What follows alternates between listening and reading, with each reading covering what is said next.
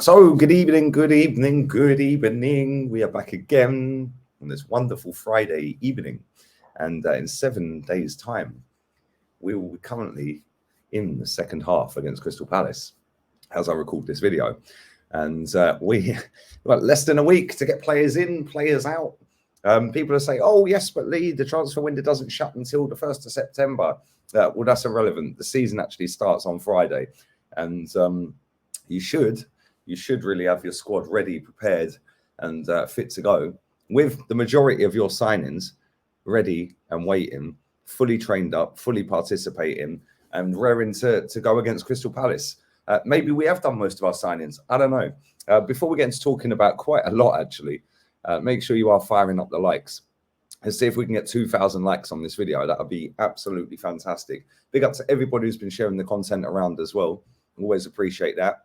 And make sure if you want to stick a donation in, hit the thanks option, press the pencil in the right, write whatever you want. I'll reply to all of them. The highest one will be pinned. And yeah, big up to everybody who has been doing that. Really appreciate it. Where do we start? Well, let's start with Nuno Tavares. Nuno Tavares has gone on loan. He's gone on loan. He's expected to complete his loan move to Olympique Marseille, medical tests, and then contract to be signed. Agreement on loan until June 2023. Documents already approved. Just a matter of final steps now, says Fabrizio Romano. And this has been kind of funny because it's been to and fro-ing. Yes, it's on. No, it's off. It's off. Then it's back on again. Then Atalanta apparently wanted him. Then it was back on again. Then it was off. This has dragged on for ages. I don't think most people know what they're talking about, if I'm honest. But there we go. It is what it is. And he is going on loan. And he weren't good enough for us in the first place. I'm surprised we ain't sold him, but there we go. Project Youth is in full flow. Well, at least that's one out the door. And good luck to him at Marseille because, listen, it's going to be peak if he was in Arsenal's team. It's probably going to be peak watching Marseille in the Champions League and seeing him getting absolutely roasted because he ain't a very good player, is he? When we signed him from Benfica, all the fans online were saying, don't know why he signed him, mate. He can't defend. And it's kind of turned out to be the case. The Liverpool game, I mean, the guy came on and literally just threw the game for us. Nottingham Forest getting subbed in the first half, getting subbed at half-time in other games. It's been absolutely mad. And people were trying to make out this was a great signing. And this is why I genuinely don't have the same mindset as most of these people. If we go back to last summer, when we signed the guy, oh, he's great, he's quick, he's really cool, he can cross the ball, he's athletic, blah, blah, blah, blah, blah. Oh, it's an absolute bargain. It's a bargain, 7 million, what a player. And he's got age on his side. He's one of the project youths. Okay, fast forward a year later, nobody cares that he's leaving. And this is why I take the opinions of a lot of these people that big up these players that they've never, ever, ever watched just to be part of the get-along gang and part of the super toxic positive gang. I don't take their opinions seriously. In fact, it's kind of funny watching them because they're kind of forcing this Disney-esque fantasy in their head of, oh, yes, everything's rosy in the garden with every single player we sign. One of the comments on my last video was that Martinelli's not any good. Fabio Vieira is better than him. I mean, where do these people come from? Like, real talk. And another one was saying about Jesus is one of the best strikers in the league. We've got an absolute bargain in that player. Well, he ain't played a competitive match yet. So how about we hold judgment on that one, mate? And wait until the end of the season. Because if you look at his record in the Premier League for Manchester City, he's never scored more than 14. And that's the best team in the league that dominate the ball constantly pretty much every single week. So let's just hold judgment on these players. I know it's cool, be excited about players signing and all that, whatever. I've been here, done it, worn the T-shirt and seen time and time again players get hyped up to unbelievable levels. And then it don't happen. And these people that big them up to these unbelievable levels, when it don't happen, they all suddenly go quiet. Where are you when they have a shocker? Where are you when they have a month's worth of shockers, 6 months worth of shockers? Nowhere to be seen. But you're all out there putting out the prop when we sign the player. But it is what it is. Anyway, let's move on. Arthur Nkunku has also gone on loan to Crew Alexandra. He was our third choice goalkeeper. And again, part of Project Youth. He has gone on loan. Good luck to him. Barely played any football for the first team, if any. I think he played half a game the other day, did he, in Florida? But there we go. Good luck to him at Crew Alexandra. Boost him up. He's a young lad. I think he's 21, is he? So we'll see what happens with him.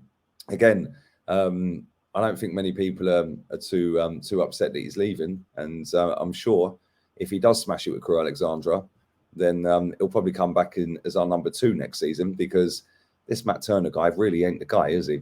But Fabrizio tweeted out saying Arsenal third goalkeeper and England youth international Arthur Nkonkwo is set to join Crew Alexandra on loan. Full agreement now in place, deal till June 2023. Nkonkwo, highly rated by the club and considered part of the future at Arsenal. So that's 2 out, none in. Let's go to one that we have been linked in, and that is Paqueta. And it's not looking likely at the minute. Again, that irrelevant club from down the road that our fans like to call our rivals have apparently swooped. What are they, an eagle? Swooping down to pick him up. Apparently he wants Manchester City or Tottenham. I wonder why he wants either of them. Like a bit of a gap in it. Like you got Man City who are the champions, and then you got Tottenham who finished 4th, ain't won a trophy for what, 14 years, 13 years? Sounds stupid. Why would he want Tottenham instead of Man City? I don't really know. I could understand why he wants both over us, because they've both got a proper manager and they're both better than us. But at the same time, I'd be pushing for Man City. I can't lie. If that was me, I'd be all over Man City. So apparently Tottenham have had a bid of 33.5 million rejected for him, but there's still more to come on that. So I don't know. We shall see what happens. There's a lot of rumours flying around that are going to end up in nothing. So because that's all they are. They're literally just rumours. And I think that when you see some of these rumours, like I understand with social media now that people see us linked to a player, they don't know nothing about the player, and then they go and search up the player, they go and look at all the super fans and what they're saying, all the top gooners and what they're saying, and then they just latch on to an opinion that is the majority, and then that's it. They're great or they're really bad, whatever it may be. So I find it funny when so many people boost up these players. How many people are genuinely watching Leon? Like, real talk. I'm supposed to believe that people are sitting there every single weekend throughout the season and going, I know, I'll tell you what I'll do. I'll sit and watch Lucas Paqueta. I'll sit and watch I don't know, somebody else that we've been linked with, Milinkovic Savic. I can't see that happening. People are not genuinely sitting there watching Ligue 1 every single week to see how good these players are. So when we get linked to players, take it with a pinch of salt of how good they are. And despite whether them being good in one league, doesn't necessarily mean they're going to be great in another league. We've seen so many players over the years that have been up here that have come to the Prem and been down here real quick. Falcao's one of them, and he was one of the best strikers on the planet when Man United and Chelsea had him, or before he left Atletico, should I say. Come to the Premier League and done absolutely nothing.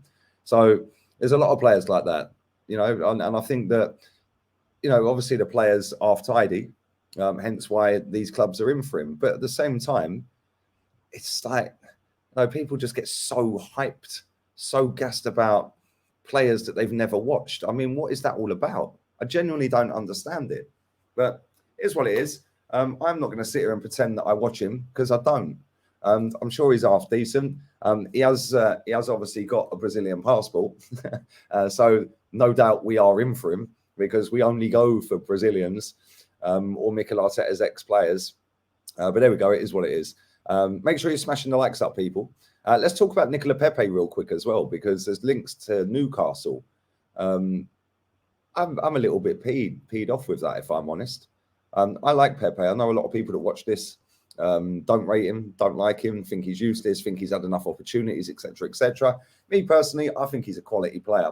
He just needs to have a manager that believes in him and plays that player for more than, I think, 8 games is the longest he's ever played in a row. Why? You do 72 mil on a player, and then the maximum amount of games in a row you play is 8. Scores against Brighton, banger, benched. Scores against Wolves, winner, benched. Like, what's that all about? Why is it at Arsenal it's certain players are protected by the fans and other players are the scapegoats? It makes no sense. Maybe it's to make out because the pendulum swung within the fan base with the top gooners and super fans. Oh, I've got to keep up with them. I've got to go with that opinion because that's fashionable and that'll get me more likes and retweets. How about say what you think? Because there's a lot of people out there that just slandering Pepe for no reason other than the fact that other people are slandering Pepe. How about say what you think? Nicolas Pépé is a good player, man. I'll tell you something, if he goes to Newcastle, good luck to him. I hope he absolutely smashes it because he deserves better than the fans that are on his case constantly when he's played the maximum 8 games in a row. And people can sit there and say, yeah, but Lee, maybe that's because he's bad in training. Maybe that's because he's lazy. Maybe that's because he ain't actually that good, Lee. Maybe it's because, you know, we expect better output. Maybe it's because he can't defend properly. Well, who cares? Yeah, at the end of the day, you still give the person an opportunity. He ain't had that opportunity at Arsenal, in my opinion. You know, everyone's saying Tavares has probably played more games last season than Pepe. Like, it's mad. I don't know. Maybe he ain't. But at the end of the day, I think that when you sign a player that come with all that hype, and that is the classic case of what I just said a minute ago, a player that come with all the hype that nobody's ever really watched, has come into the Premier League, and on paper hasn't really done it, has he? Hasn't really done it. But then when you dissect that, instead of just looking at the stats, actually have a look at the performances and go, do you know what? There's a player in there. And if I'm a good coach, like everyone keeps telling me Mikel Arteta is, I'm going to grab hold of that player. I'm going to sit him down. I'm going to say, you can be one of the best wingers in the league if you put your head on. So I'm going to give you a run of 10, 15 games, and you're going to do what I want you to do, and you're going to smash it. Maybe he did do that. Maybe he's not listening to the instructions. Maybe he don't want to be there. Maybe he's forcing the move. Maybe there's something shady with the deal. I don't know, because it seems pretty weird that both Saliba and Pepe both come in at the same time, and then we're both just kind of like binned. Yes, Saliba's back in the team at the moment, and he's actually started to play pre-season games. He's never played a competitive game for Arsenal yet, by the way. And there's links with him to Marseille still. Marseille are surprisingly still confident that they can sign him. If Nicolas Pépé goes to Newcastle, good luck to him. I hope he absolutely shoves it down Arteta's throat. But there we go. Let's move on to this Thomas Partey story. Hundreds of you have been messaging me. Not that I've been reading them, but I can see on the comment section, I've been flying through the comments. I'm not reading every single comment. There's hundreds and hundreds and hundreds, like thousands off the last couple of videos. So, but a lot of you are actually asking me about this Thomas Partey situation, and the accusations of what he's done has been put out there, or allegedly what he's done has been put out there by the former girlfriend. Now, I'm not going to go through it because some of the stuff, I mean, it's just absolutely disgusting what she's accusing him of. And there's conversations via text message, Snapchat, text messages between her and his friends. Some of the stuff that I've read today, I mean, it is actually disgusting. And I'll be honest, I've seen a lot of people that are sitting there saying she's lying, he didn't do any of this, blah, blah, blah, blah, blah. I've seen a lot of people say that, and some of the stuff people have been saying to her as well is disgusting, even worse than some of the stuff apparently he said. Now, I just want to say something as well, right? Because if I've got an iPhone and then I've got a second iPhone with a different number on it, I can go to WhatsApp on that second number and I can change the name to anyone's name and press save. I can then sit there with my two phones and I can text and text and text. So I can text this phone to that phone and vice versa. So text messages are always a little bit iffy for me. You can always change the date on your phone as well, so it looks like it's on said day and said time. So text messages are always a little bit iffy. Snapchat, I'm not on it. I ain't had Snapchat for years and years and years, but from reading a lot of the comments, and there's a lot of people that are thick on social media, as we know, especially on Twitter. I mean, that's just the dregs of society on that platform, isn't it? But a lot of people are saying, yeah, but it says today on the Snapchat. Are these people that thick that when the screenshot or the screen grab was taken, it was taken on the day that was said? Yeah, that's not today. It was a screen grab from that day. So that day could have been 20th of April, 1999, for example. That person's then screenshotted it. So of course it's going to say today because that was on the day. It's not the next day, is it? Are these people that thick? So a lot of people have then, I've seen with the comments saying, okay, well, she planned it then. Because why would she be taking all this evidence there and then at the time when all of this is happening? Well, that's a great question. But you don't know the ins and outs of their relationship. You don't know how scared the woman was. You don't know whether she was being intimidated by him, whether, I don't know. I'm not involved in it. I've seen an email that she was sent. I've seen stuff apparently where there was an NDA and money was passed and changed hands, and now she's broken that. And it's got to go back. And I'll be honest with you, if it does come out that he has done that, then give him the maximum sentence you can give him. If it comes out and he didn't do it, then oh my days, give her the maximum sentence. Like it's mad. And nobody really knows the story. Nobody really knows. Some of the stuff I've seen, it just looks like their relationship was a mess and they just need to bin each other off. As other stuff I've seen, it just looks like from her saying it's him, that he's just vile. Like honestly, like vile. But again, it is only accusations. It is like he said, she said it. Well, he ain't said nothing at the moment publicly. And that's another thing that I think, like, if you're being accused of something that serious and that severe, and you know, I mean, this could have mad repercussions for him if he has done it. And it is a big if, let's be real. Yeah, it's only alleged at the moment. So there is no solid, concrete, he has done it, is there? There isn't. There's nothing. It's just her word and she's putting it out there. She's got all the backup with the screenshots and all of that. And I'll be honest, she has got a lot of screenshots. So, you know, maybe she was scared. But at the end of the day, I feel like, you know, people are sitting there and they're like, and just saying, well, no, she's lying. She's lying. Well, she might be. Who knows? He might be lying. And she's saying that the football club knew, the Premier League knew. Let me just tell you something about these football clubs, because they couldn't care less about half of these things. Yeah, it's all about protecting their asset, you know. And we've seen with the Mason Greenwood one, Man United just went boom, because there was maybe solid evidence in their solicitors' eyes to say, nah, get rid of this guy. Obviously, we heard the voice messages and stuff like that, or where she was recording him. And for me, again, I said it at the time when I was doing the show with Rance, what he done is disgusting. And what he was saying was vile and horrible. I mean, come on, seriously. But I feel like with Arsenal, I feel like maybe they haven't. And I'm going to back the club a little bit here, because maybe they've got their solicitors to go over it. And they've said, it's all kind of submissive. It's all kind of contradictory, blah, blah, blah. And they've said, don't suspend him, let him carry on. Maybe, just maybe. But if I was being accused of these things, this is what I wanted to say, right? If I'm being accused of these things all over social media, and, you know, we see Wheatley lose his job, apparently, over putting something out that he was in Orlando, wasn't going to Orlando, and then he ended up going to Orlando. And I think the company binned him. Good riddance, because he was a clown anyway. But if I'm being accused of all of this all over from then, and that was weeks ago, and then this coming out and happening yesterday, and all day today, that woman has been tweeting non-stop, pretty much for about 18 hours. If that's me, I'm putting a statement out saying, whoa, hold up a minute. Like, I need to get in touch with my solicitor or to my agent, or both, and just say, whoa, hold on a minute. I'm being accused of some serious things here that could put me in jail for a very long time and ruin my whole career. So I want to make a stand and say, actually, I'm not happy with what's being said. I've not done it, and I'll be seeking legal advice. But there's been none of that. And I think that's a bit strange. I can't lie. I don't know whether he's done it or not.